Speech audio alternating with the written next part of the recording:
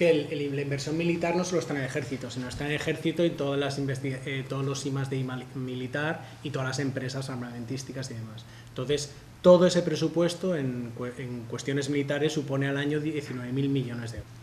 Lo detectado. Y bueno, luego llegamos a la gran madre del cordero, que es el fraude fiscal, que ya está valorado en unos 89.000 millones de euros, de los cuales 64.000 serían de las grandes empresas y fortunas, eso que decía, 64.000 millones. Entonces, haciendo una estimación de lo que se ha dejado de recaudar entre 2010 y 2013, son 267.000 millones de euros. Solo es decir, el fraude fiscal. Solo el fraude fiscal. Por lo tanto, haciendo números súper rápidamente, si desde 2007 se hubiera aplicado una política fiscal correcta y se evitara el fraude fiscal, no hablamos de paraísos fiscales y todo esto que es incontrolable, solo de lo que se sabe no habría deuda. Y no habría deuda, habría los abusos que hacían, pero no habría ningún tipo de problema. Y esta es la realidad. Yo leía un artículo que estaba estipulado a nivel mundial como 850.000 millones de euros, una cosa así, casi. De ahí que, bueno, el hecho del fraude fiscal es una de las cosas que siempre se critica, ¿no? No sé son miles de millones. Sí. Y la deuda son 4 billones. 4 billones. Bueno, pero la deuda pública no. Vale. Pues, comparando, ¿qué hubiera costado el impuesto de patrimonio? Pues la congelación de las pensiones ha costado 1.200 millones, el impuesto de patrimonio 2.100 millones, pues eso. Una cosa, eso. El impuesto de sucesiones, el aumento de IVA, un 2%, que implica recaudar 5.400 millones, que viene a ser la suma de, bueno, un poquito más de la suma de esos dos conceptos. Mantener el impuesto de sociedades, 5.300 millones, recortes en sanidad, incluyendo las comunidades autónomas, porque hay una partida que es probablemente del Estado y otra que es por comunidades autónomas, 6.000 millones. La ley de dependencia, se gastan más en helicópteros Tigre que en toda la ley de dependencia, 600 millones. Y lo del fraude fiscal. Si los recortes entre 2010 y 2013, ¿vale? Los recortes del PSOE de 2010, 15.000 millones. Las del PP, 38.000 millones iniciales, más ahora 65.000 millones que hemos dividido entre 2012 y 2013. Total, entre 2010 y 2013, 118.000 millones en recortes. Fraude fiscal entre 2010 y 2013, 267.000 millones.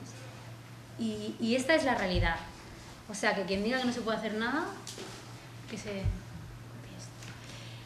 Entonces, a pesar del mensaje político del mal gasto, el país, durante la crisis, bueno, el país ha tenido que hacer frente a hemos hablado todo el rato de los ingresos, pero es verdad que ha tenido que hacer frente a mayores gastos.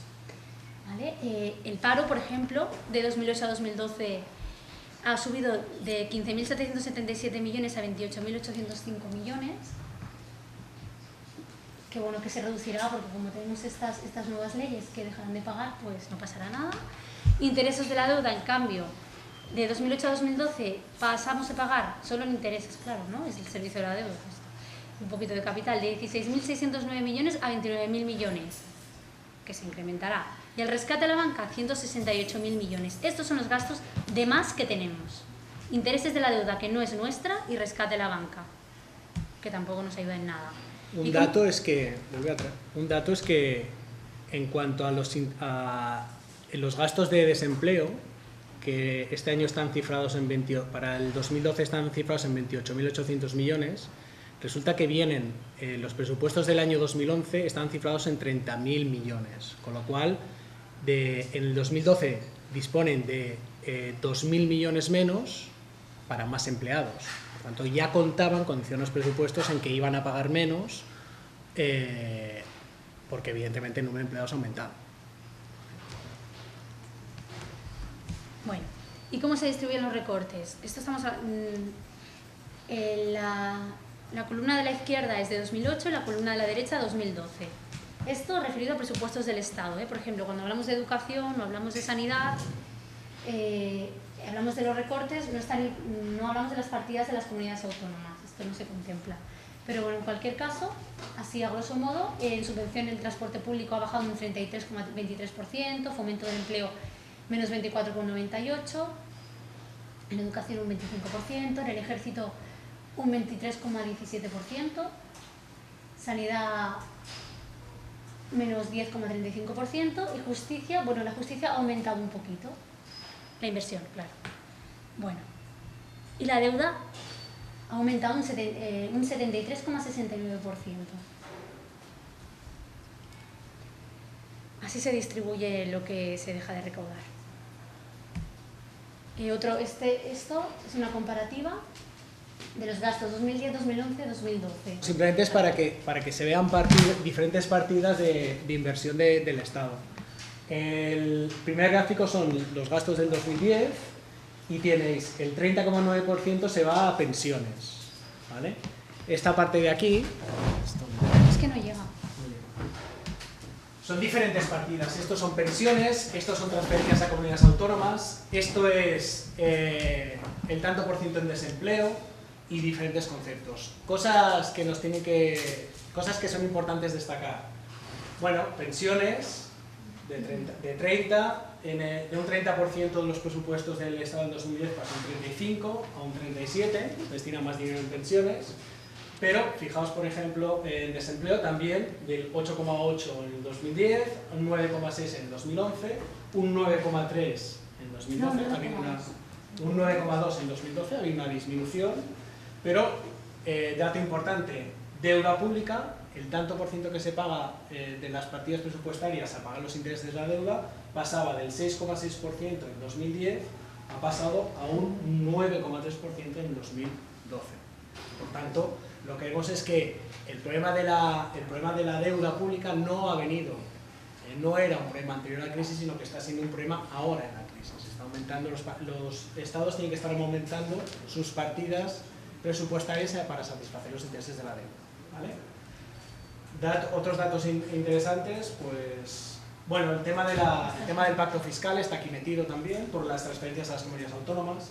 Del presupuesto del 2010 se destina el 21% de transferencias a comunidades autónomas, pasa al 2011 al 13,5% y en 2012 pasa al 15,9%. Por tanto, aquí está la batalla de todas las comunidades autónomas de ese famoso pacto fiscal, ¿vale?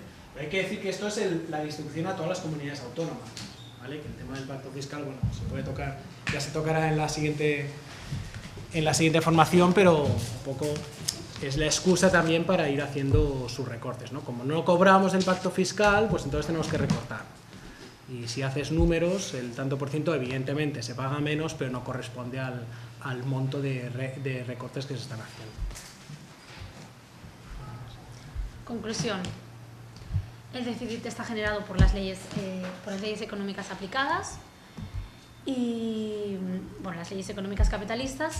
Y la crisis ha hecho aumentar los gastos, no para rescatar a las personas, evidentemente, o sea, no se está pidiendo para continuar invirtiendo en políticas sociales y esto, sino simplemente pues para cubrir los agujeros de los bancos.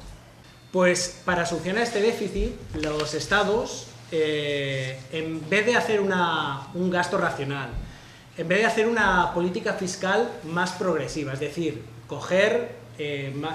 recaudar más dinero a la gente que tiene más dinero y perseguir el fraude fiscal, que es uno de los temas importantes. A nivel europeo, España está en la punta en cuanto a fraude fiscal. O sea, estamos doblando, incluso más que doblando, que el fraude fiscal que se puede dar en la media de la Unión Europea. Y si comparamos el fraude fiscal que tiene España con un país como Suecia, pues creo que triplicamos el fraude fiscal. O sea, el fraude fiscal que se hace en España es altísimo. Y no porque aquí los empresarios sean mucho más hábiles, los empresarios sean igual de hábiles aquí que en Suecia. El problema es que aquí hay poca voluntad política para controlarlo.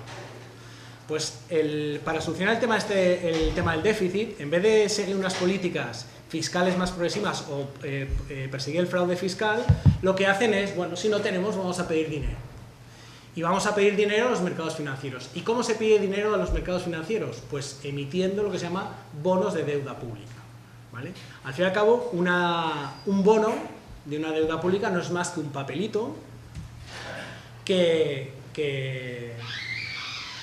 vendes por un cierto valor a cambio de que el que te lo ha comprado va a recibir al cabo de unos años ese dinero que ha depositado más un cierto interés, ¿vale? Esto es la emisión de bonos de deuda pública. La emisión de bonos de deuda pública se hace, el intercambio de bonos por dinero se hace en un mercado, es el mercado financiero. Pero a cambio de lo que nos puedan decir, que sí, los mercados estamos todos y demás, al mercado financiero no accede el 99% de la población, accede muy poquita gente, que son los agentes financieros. ¿Y quiénes son los agentes financieros? Bancos, aseguradoras, planes de pensiones, etc. O sea que lo que se está convirtiendo entre papel y dinero se está llevando a cabo en un círculo muy cerrado, que es el mercado financiero, al que acceden muy poca gente, y aquí la población no accede. Entonces, frente a este mecanismo que tienen los estados de solventar el déficit, ¿es justo? Nuestra pregunta era, ¿es justo este mecanismo? Porque realmente, si los estados dependen mucho de este mecanismo, habrá que preguntar si eso beneficia a la población o no. Pues en las preguntas nuestras de si es justo este mecanismo para solventar el déficit, es donde empieza nuestra denuncia, ¿vale? ¿Por qué? Pues porque vemos que el mecanismo de la deuda es perverso e injusto. ¿Por qué es perverso e injusto? Pues porque beneficia básicamente a los más poderosos. Y la pregunta es, bueno, ¿y por qué beneficia a los más poderosos? Pues aquí vamos a ver una serie de perversiones e injusticias que se generan a raíz de este propio mecanismo de la deuda.